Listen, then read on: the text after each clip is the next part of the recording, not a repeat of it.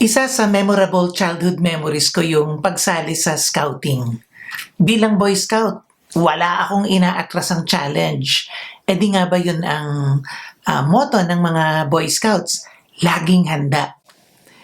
Tanda-tanda ako, grade 3 ako noon nung sumali ako sa isang school-wide camping event. Maghapon kaming sumabak sa iba't ibang drills at games. At dahil sa sobrang pagod, nung bandang hapon, nakatulog ako sa tent.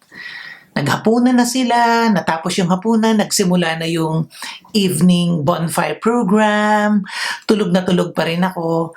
Tapos, bigla akong ginising ng scoutmaster ko at ang sabi sa akin, Mimo, gising dali, kanina ka pa tinatawag ng MC. Kakanta ka daw.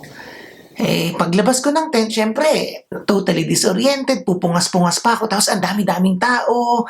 So parang kinakabahan ako. Pero binigay na sa akin yung mikropono, tapos binulungan pa ako ng scoutmaster, Mimo ha, laging handa. Yun lang yung kailangan kong marinig. Sa loob-loob ko, of course, Boy Scout yata ito. Kaya kumanta ako, right there and then. Ang kaso, dahil nga maghapon akong nagbabad sa init, tapos tanda ko nun panayang inom ko ng malamig na tubig, tapos sinundan ng mahabang tulog, nagulat ako kasi walang lumabas na boses sa lalamunan ko, paos na paos pala ako. Pero dahil gusto kong patunayan na Boy Scout ako, handa ako sa naman chance, pinilit ko pa rin kumanta. Kaso nagtatawanan na yung mga tao, palakas ang palakas yung tawanan nila kasi yung boses ko para palang lihang panot na kinikiskis sa semento, ang sakit sa tenga. Kaya kalagitnaan ng kanta, pinatigil na ako sa pagkanta na naawa sila sa akin. Yun ang isa sa unang lesson ko sa buhay pagdating sa usapin ng pagtanggap na hindi pala sapat yung lakas ng loob. Kahit pala akala mo, handang-handa ka, pwede kang sumablay, pwede kang mapahiya. Tanong, posible bang maging handa sa mga bagay na imposibleng paghandaan? Alam ko parang ang drawing nung tanong ko, di ba? Parang ang labo. Imposible nga paghandaan bakit ko itatanong, paano paghahandaan? Unang-una, may dalawang klase ng pagiging handa. Ang unang uri ng paghahanda, yung tulak ng takot.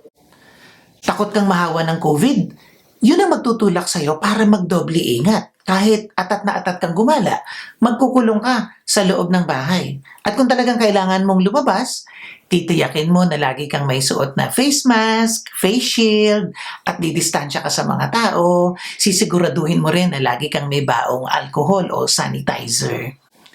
Takot kang maubusan ng supplies, yun ang magtutulak sa'yo para ka rin ang pag-iipon. Maagap ka sa pag-iimbak. Kailangan mo rin na kumayod at magtipid para hindi agad maubos yung iyong mga supplies. Dito pumapasok yung kategorya ng mga taong ang tawag sa sarili nila, advance mag-isip. Kung ganun ka, para kang 2 or 3 steps ahead. Kasi nga, ayaw mong malugi o maubusan o mahirapan. Linawin ko lang na walang masama dito. Normal ito dahil tayong mga tao, nakaprograma tayong protektahan ang sarili nating kapakanan at kaligtasan. Ang tawag dito, self-preservation. Kaya lang, may limitasyon ang ganitong klase ng paghahanda na nagmumula sa takot. Dahil kahit gaano ka kahusay magplano, kahit gaano ka kagaling sa pag-iingat, at kahit advance ka palaging mag-isip, lagi at lagi may mga bagay at sitwasyon sa buhay na hinding-hindi mapaghahandaan. Ang problema, pag hindi mo yan matanggap, kasi pipilitin mo pa rin kontrolin yung hindi naman pwedeng pangunahan. Iiwasan mo yung mga sitwasyon na hindi mo naman pwedeng takasan. O kaya, imamaniobra mo yung mga pangyayari o mga usapin na hindi naman pwedeng manipulahin. Resulta, bukod sa nabubuhay ka sa ilusyon, nakakagawa ka ng mga maling desisyon na may negatibong epekto sa iyo at sa mundo. Kaya sa takot mong mahirapan, di mo namamalayan.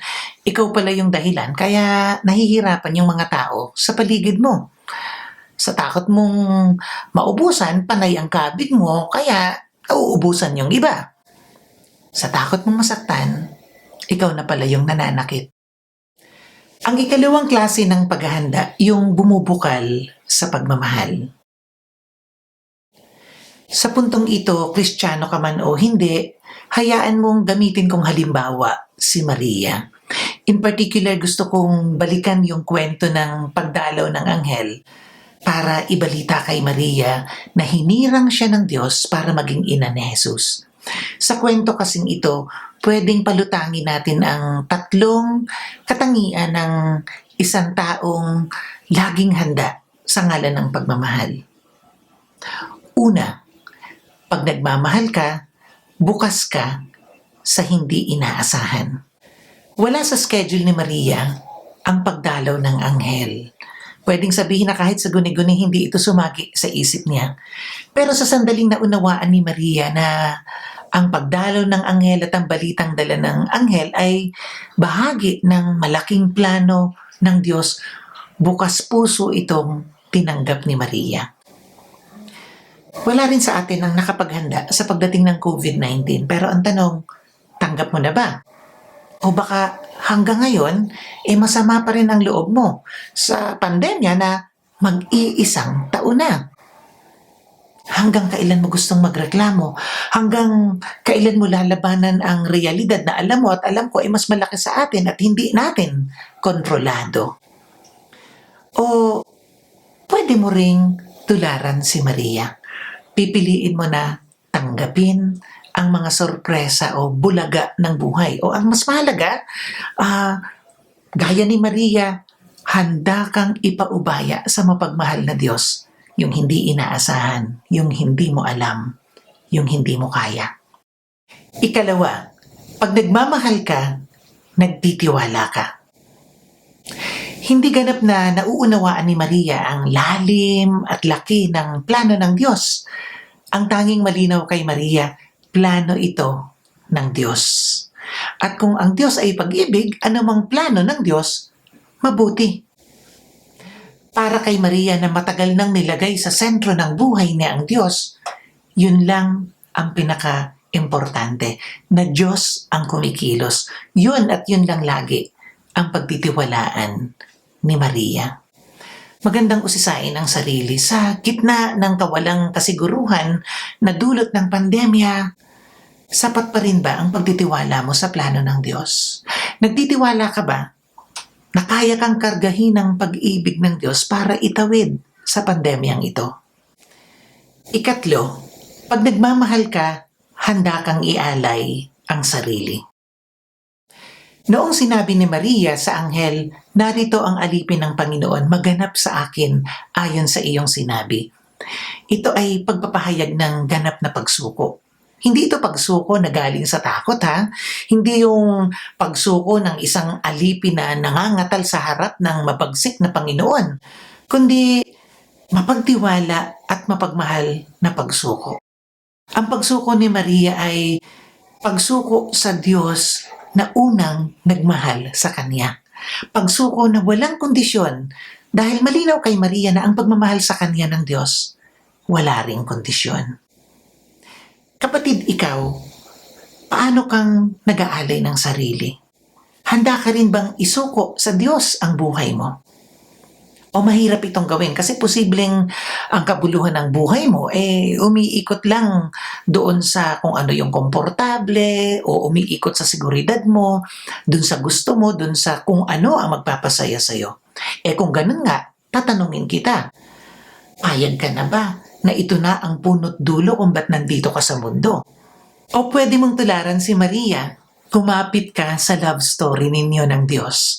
Magpaakay ka sa pagmamahal ng Diyos, palabas sa marami mong takot, at papunta doon sa katuparan ng pinakaminimithi mong pangarap, yung buhay na sumasabog sa kabuluhan, yung buhay na malayang dinadaluyan ng pagmamahal ng Diyos, yung buhay na siguro hindi mo inakala, pwede pala. Sa katunayan, hindi lang pwede. Yun yung buhay na pangarap ng Diyos para sa iyo, para sa akin, para sa ating lahat. Sa dalawang klase ng pagiging handa, yung galing sa takot at galing sa pagmamahal, malinaw na pareho silang walang kakayahang kontrolin ang buhay o pangunahan ang kalooban ng Diyos o pigilan yung mga pangyayaring hindi inaasahan. Pero sa dalawang ito, yung pagiging handa sa ngalan ng pagmamahal, yun ang magbibigay sa'yo ng kakayahang salubungin, yakapin, at ipagdiwang ang anumang karanasan. Ito man ay matamis o mapait, magaan o mabigat. Siyempre, mag-iingat ka pa rin at poprotektahan mo yung sarili mo at ang pamilya mo mula sa anumang banta o panganib.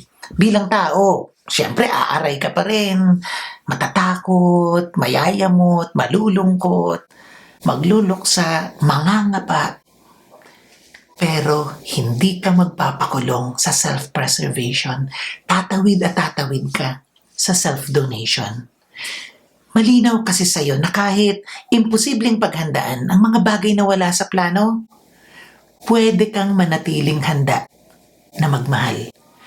At ang pinakamagandang balita sa lahat, kahit hindi ka handa sa pandemya o anumang krisis o pagsubok na pwedeng dumating sa buhay mo, ang Diyos laging handa para tiyakin na hinding-hindi ka mawawala.